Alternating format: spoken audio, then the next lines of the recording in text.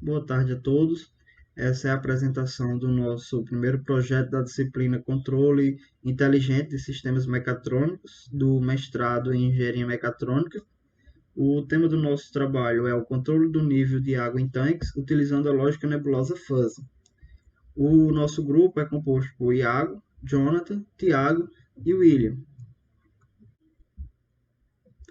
Então, iniciando a nossa apresentação, nós temos como objetivo nesse trabalho a implementação e sintonização de controladores, utilizando a lógica nebulosa, lógica fuzzy, para controlar o nível do tanque 2 do sistema do kit de tanques didáticos da Quanser. Podemos observar aqui nessa imagem a representação desse sistema de tanques.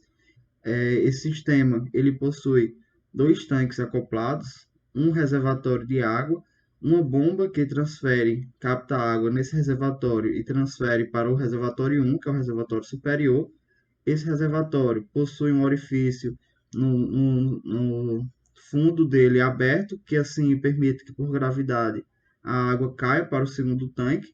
E o segundo tanque possui também o mesmo orifício que permite que a água por gravidade volte para o reservatório. Então, nosso objetivo é controlar o nível desse segundo tanque, o tanque de baixo. O nosso trabalho foi desenvolvido por meio de simulações computacionais. Utilizamos o software Simulink da MATLAB. Aqui podemos ver algumas representações dessa simulação, onde os tanques foram simulados, as suas vazões e os controles a serem utilizados nesse trabalho. Então, a lógica nebulosa ou lógica fuzzy, ela surgiu pela necessidade de um método que seja capaz de transformar informações, como por exemplo, quantidades imprecisas, muito, pouco, média ou mal definidas, de forma sistemática, de uma forma lógica para essas informações. Essa lógica, ela possibilita que a gente não necessite do modelo matemático do nosso processo, e isso pode ser substituído por conhecimentos especialistas. Por exemplo, um operador de máquina que conhece muito bem um processo, ele vai saber nos dar informações, por exemplo, se a velocidade está alta, a abertura de válvula pode ser pouca, e assim vai sendo modelado todo o problema sem necessidade de modelagem matemática. E a lógica fuzzy ela também pode ser utilizada em tarefas de tomada de decisão, onde as variáveis individuais não são definidas em termos exatos, como por exemplo, no sequenciamento de tarefas numa linha de produção, planejamento de manutenções e assim vai.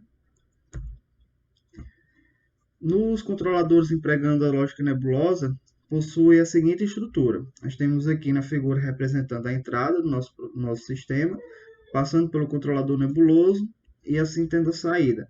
O controlador nebuloso é dividido em três partes: o conversor para variáveis nebulosas, a máquina de inferência nebulosa e o conversor para variáveis numéricas. Vamos ver cada uma dessas etapas nos controladores nebulosos. A primeira parte é o conversor para variáveis nebulosas ou fuzzificação. O que é que vai acontecer nessa etapa? Aqui nós temos os valores de entrada do nosso processo, por exemplo, no tanque. O sensor lá mediu o nível no nosso tanque que desejamos controlar e diz que o meu erro é de 3,5 do meu nível do meu set point e o nível que está no meu tanque. Então, esse valor do meu universo de discurso, que é esse valor dado como erro, medido pelo meu sensor, ele vai me dar um valor de entrada aqui de 3,5. Esse valor, aqui nós temos as funções de pertinência. Aqui a função de pertinência é chamada de perto, uma função trapezoidal, a função médio, a função triangular, e a função longe, função trapezoidal. Esses tipos de funções de pertinência, triangular e trapezoidais, são as mais comumente utilizadas, mas isso não é regra. Dependendo do seu processo, do seu controlador, há outros tipos de funções de pertinência que também podem ser utilizadas. Então, retornando à nossa explicação, nosso valor de entrada foi aqui 3,5. É traçado, então, uma linha aqui vertical e é verificado o grau de pertinência para cada uma das minhas funções de pertinência. Por exemplo, a minha função de pertinência perto, eu tive aqui, tracei, e o meu grau de pertinência, que varia de 0 a 1, para a função de pertinência perto, representa 0,45. Já para a função de pertinência médio, representa 0,65. E para a função de pertinência longe, 0, pois ela é cruzada no 0. E com isso, eu tenho meu vetor fuzzy. o meu valor de entrada, um valor numérico, foi transformado no meu vetor fuzzy, com cada função de pertinência tendo o seu valor de pertinência, seu grau de pertinência. Então, essa é a etapa de fuzzificação, onde a gente vai transformar a nossa entrada, um valor numérico, um intervalo do valor do nosso universo de discurso, em um valor fuzzy, uma variável linguística. A etapa seguinte é a máquina de inferência nebulosa. O que é que vai acontecer aqui? A gente vai ter a nossa entrada transformada, fuzzy, como eu expliquei anteriormente, e agora ela vai avaliar com um conjunto de regras pré-estabelecidas.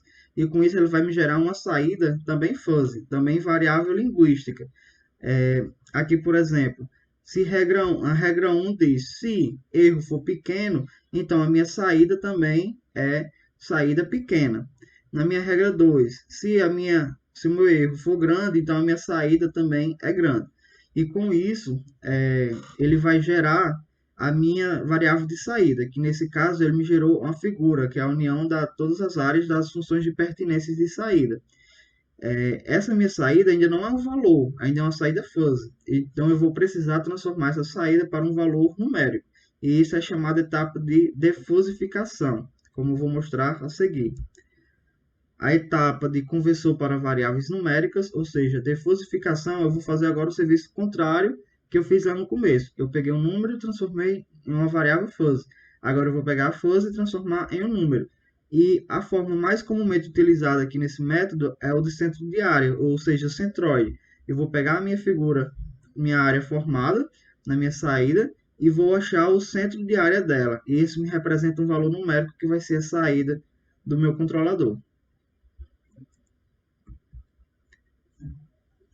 Os tipos de controladores geralmente mais utilizados são o controlador Tagaku-Sugeno-Kang, ou controlador Sugeno, e o controlador Mandani. Vamos ver um pouco sobre cada um desses dois. Iniciando pelo controlador Sugeno, esse controlador ele diferencia um pouco do controlador Mandani, por quê? Aqui nós temos nossas entradas e as funções de pertinência. Para cada entrada e cada regra, a minha função de pertinência ela vai me dar um valor, é uma variável monotônica, só pode me dar um valor de saída. Então, eu tive a minha entrada x, ela me deu um valor nessa função, mid x1, para mesmo a minha regra 1, para a minha função de pertinência b, ele vai me dar um valor de yb.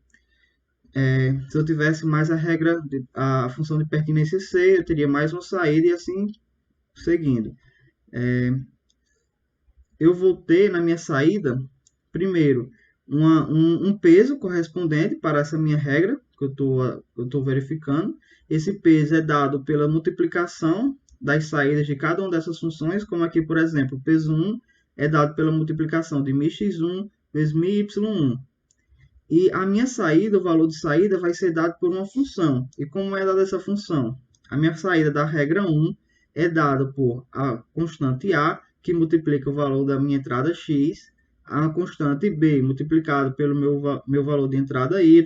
Se eu tivesse mais uma função de pertinência, c, seria c, a constante c multiplicado pela função de pertinência z, no caso. Se eu tiver entrada mais uma função de pertinência z, seria então c multiplicando a minha função de pertinência z mais d. No caso aqui, como eu só tenho duas funções de pertinência para cada regra, então eu tenho a constante a, que multiplica a entrada x, a função de pertinência x, e a constante b, que multiplica a entrada da função de pertinência y. No fim, após passar por todas as regras, o meu valor de saída vai ser uma média ponderada, onde eu vou multiplicar o peso de cada regra pela saída da regra e dividir pelos pesos. Então, essa vai ser a minha saída. Eu não preciso dar uma etapa de defusificação, porque minha saída já é um valor numérico, já é o sinal de saída mesmo, não precisa transformá-lo. Essa é a principal diferença para o controlador Mandani. E o controlador Mandani é basicamente como já vimos anteriormente nas etapas de fusificação e defusificação. Nós temos nossas entradas com funções de pertinência. Nossa saída vai ser também com funções de pertinência, que vai me gerar uma forma geométrica, e vou precisar fazer a sua desfosificação. Como aqui no nosso trabalho vai ser utilizado o centroide, então achamos o centroide dessa figura e é o nosso valor de saída. Aqui uma pequena comparação entre as saídas Mandame e Sugeno. Agora vamos para a implementação e sintonia dos nossos controladores. Implementando o Mandane, certo? Com a desunificação, ou seja, a função que vai desunificar as funções de pertinência e fazer ali o cálculo, certo? Como o do centroide, tá bom? Então, nós temos o erro aqui, onde temos as funções de pertinência do erro, são misturadas com funções gaussianas, sigmoides. Nesse aqui eu tendei a fazer mais sigmoides, tá? E nós temos uma gaussiana aqui, e a saída é formada também por gaussianos sigmoides, para tentar ter um valor ali adequado, tá? Então aqui nós temos a regra, no mandando nós temos a regra se isso acontecer ou acontecer aquilo, faça aquilo. Então basicamente essa lógica que nós temos no fuzzy, certo? Na situação do mandando, do sujeito é diferente, ok? Antes de mais nada, eu vou mostrar também aqui as funções dos gráficos, onde a gente tem uma noção, por exemplo, quando o sinal está zero e a derivada do erro está zero, então a gente quer uma saída zero. Quando o erro está muito alto, positivamente, e a derivada do erro está baixo, negativamente, né? Ou alto, negativamente, nesse caso, né? A gente tem um valor máximo ali, né? Então é isso que a gente tentar equalizar aqui o nosso sistema. Então, para rodar isso, fechando aqui, a gente vem executar esse script main, e ele já vai pegar o nosso sistema, né, o nosso controlador, e vai colocar na simulação. Então perceba aqui que ele tende, a gente quer o nível 15, mas ele tende no FIMIR talvez um pouco mais de tempo, então a gente tem falando que o tempo de estabilização é muito alto para esse sistema, né? Então, se a gente quer diminuir esse tempo de estabilização, a gente tem que mudar o controlador de alguma forma, tá? É importante dizer também que o controlador de lógica fusa ele se assemelha a um controlador PI, proporcional integrativo, ok? Nós temos o nível tanque 2, nós temos o sinal de controle, que é o sinal justamente que o nosso controle fornece para a bomba, e o sinal derivativo do erro, ok? Nós temos o erro do tanque e finalizamos por aqui. As funções de entrada não são diferentes, são GBF, né, gaussiana, em sigmoides, também como essas outras aqui. O que vai diferenciar é o sinal de controle da saída, né, que vão para o ZMF, função de pendência, gaussiana, e pi, uma função pi, né? Então, um sistema de controle mais, o que eu mudei foi as funções de pertinências. Então, com as funções de pertinências alteradas, né, nós temos a seguinte situação. Vamos fechar aqui e vamos rodar esse nosso sistema e vamos rodar a simulação. Vamos ver os resultados, né? Então, as funções, as regras, né, permanecem as mesmas, não são alteradas. Então, você perceba que também, para o sinal de referência, ele não atingiu, né, o que a gente queria, ou seja, a gente queria que ele está próximo dessa linha de referência. O nível do tanque 1 também não estoura. O sinal de controle tem um comportamento parecido com o senoidal. A derivada do erro. E nós temos o erro tanque 2, que nada mais é o valor, né, do nível do tanque 2. Então, nessa situação aqui. Outra coisa, vou alterar para um sinal de entrada tensão constante, aqui no nosso simulador, e vou rodar novamente para uma entrada senoidal, ok? Então, nesse momento, nosso script está rodando. E aí, ó, você vê que ele tende a um pouco ficar próximo do valor que a gente permanece, só que em um determinado tempo ele começa a divergir aqui. Então, nosso controlador também não está satisfeito nessa situação, certo? Então, talvez a gente precise usar uma lógica melhor, mais interessante para nesse caso. Agora eu vou apresentar o controlador Mandani, o primeiro modelo. Para esse controlador foram utilizadas duas variáveis de entrada, sendo a primeira o erro, a segunda a variação do erro, e a saída é a tensão enviada para a bomba. Nesse controlador foram utilizadas funções de pertinência do tipo triangular, 5 funções triangulares na variável erro, 5 na variação do erro e também 5 funções de pertinência triangulares na saída, que é a tensão enviada para a bomba. Para esse controlador foram utilizados então 25 regras e todos esses parâmetros foram definidos de forma empírica, após diversos testes até encontrar um valor aceitável para o controlador. Como resultado, para esse controlador, obtivemos o seguinte: o nível do tanque 2, que é o nível controlado, podemos observar que ele sobe de maneira suave, sem apresentar o V-chute no seu regime transiente, porém, ele não é uma resposta muito rápida, ele é suave, mas demora um pouco, só a partir dos 150 segundos aproximadamente, que ele estabiliza no nosso set point, que é de 15 centímetros, e assim permanece de maneira satisfatória. Então, esse seria um controlador bom de ser utilizado se o meu tempo de resposta transiente não for problema para o meu processo. Além dessa análise, podemos também verificar o nosso sinal de controle.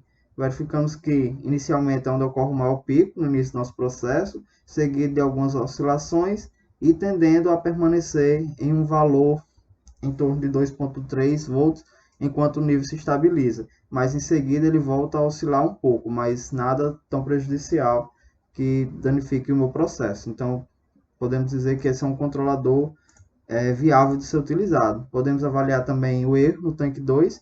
Vemos que ele inicia em 15 no início do processo, caindo até chegar no zero e assim permanecendo, que confirma que o nosso tanque vai permanecer no nosso set point desejado, validando então o uso do nosso controlador. Para esse controlador também testamos se usarmos um set point variante no tempo, como aqui, por exemplo, utilizamos uma entrada uma onda senoidal e verificamos se o nosso controlador conseguiria atingir o nosso set point. Observamos que no começo, no regime transiente, ele está distante, né, do nosso set point, mas aproximadamente após os 140 segundos, ele se aproxima bastante do nosso sinal de referência.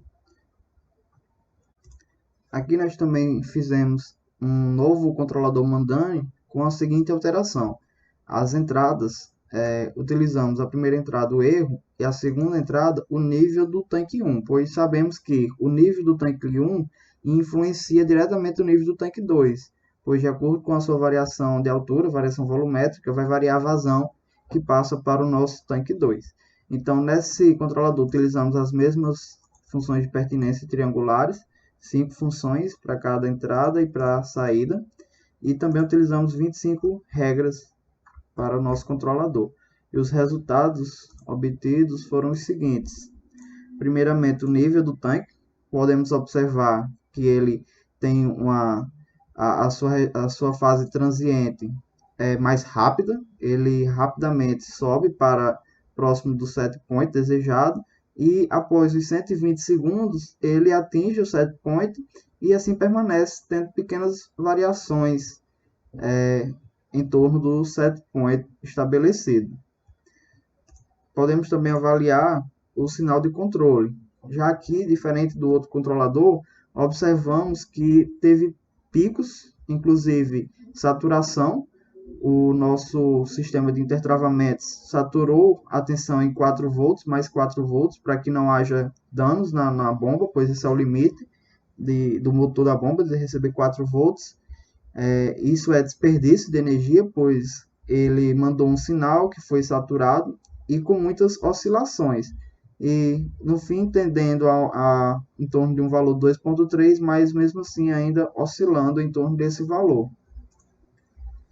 E também podemos verificar que o erro inicia em 15, assim como o outro, tendendo a zero da mesma forma e assim permanecendo. Ou seja, o controlador também vai atingir o set point de uma forma um pouco mais rápida, porém percebemos que o sinal de controle teve uma piora. Melhorou no tempo de resposta, mas o nosso sinal de controle não está tão bom como no outro modelo. Mas ambos conseguiram atingir o set point e assim permanecendo nele. O próximo controlador testado foi um controlador do tipo Sungeno. Temos então duas entradas também, o erro e a variação do erro, e a saída e a tensão para a bomba. Aqui no Sungeno, utilizamos como funções de pertinência para o erro 5 funções do tipo triangular, para a variação do erro 3 funções do tipo gaussiana, e na saída, diferente do mandano, o Sungeno não tem funções de pertinência. Vamos ter as funções de saída, as funções Sungeno de saída. A grande, médio e pequeno, cada um com seus parâmetros que foram definidos de forma empírica após diversos testes, até que o controlador obtivesse um resultado satisfatório. E aqui temos nossas 15 regras utilizadas para esse controlador. Então, como resultado, temos que o nível do tanque 2 ele responde de forma, no seu regime transiente, sem apresentação de overshoot, apresenta uma forma rápida de resposta quando comparado com os outros dois controladores mandando, e rapidamente atingindo o seu set point, e assim permanecendo nos 15 centímetros desejados. Foi uma resposta mais rápida e com menos variações do que quando comparado com o mandando. Além disso, verificamos o nosso sinal de controle, apresenta apenas um pico inicial, não ocorrendo saturações, e rapidamente tendendo para 2,3 volts, sem apresentar mais oscilações, permanecendo assim basicamente o tempo todo em torno dos 3,3, 2,3 volts. Podemos ver também que o erro inicia assim como nos mandanos em 15, mas de forma mais rápida, apresentando uma queda e permanecendo em zero, ou seja, permanecendo o nível do tanque no set point estabelecido. Olá, sou Eli Ribeiro e vou comentar aqui um pouco sobre o projeto que desenvolvi para o controle de nível do sistema de dois tanques, utilizando um sistema fuzzy do modelo TSK, que é o Takashi Sugeno Kan. Nesse modelo, utilizei uma entrada do tipo gaussiana para o meu erro, e para minha derivada do erro, uma entrada do tipo trapezoidal. Aqui conseguimos ver os parâmetros que foram encontrados. Eles foram encontrados de forma empírica, então, por meio de testes e erros, eu consegui chegar nesse valor ideal. A mesma coisa para as regras do meu controlador fuzzy. Foram 10 regras no total, e que todas elas também foram feitas encontradas de forma empírica. Rodando o sistema do tanque, a gente conseguiu os seguintes dados.